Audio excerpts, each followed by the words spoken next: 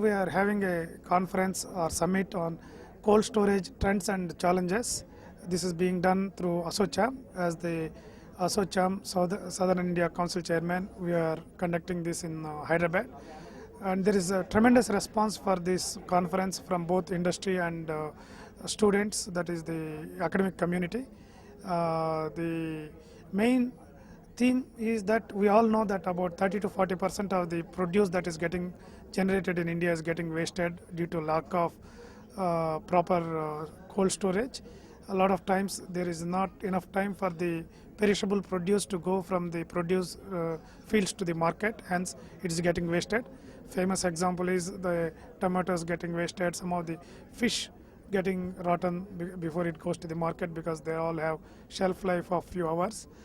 Hence we are trying to see how we can improve the storage through cold chain management, so that there is a full supply chain. That is, how do we store and take it to the market on time, and so that the producers, especially the farmers, can have a better return on their investment when they cultivate.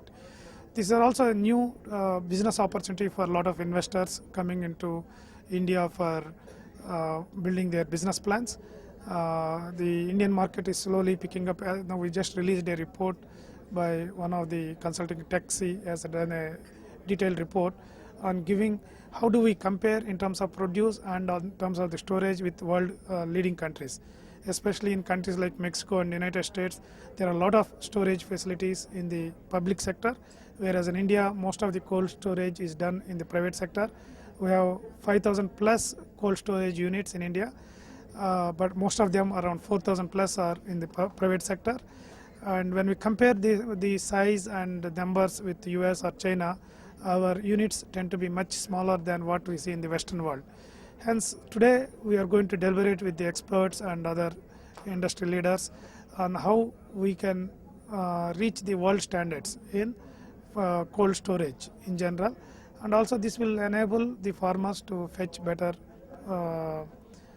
prices for their produce, and also for consumers also it will do a good thing, because through cold storage the even distribution of the material, we know a lot of fruits like mangoes, they're all seasonal. So unless we have cold storage or food processing, we cannot have mangoes throughout the year. They are very small duration, like 2 months only we can have mangoes. If we have put in a cold storage and use it properly, it can come throughout the year. So today, by end of today, probably we'll come up with some recommendations for both the government as well as the industry.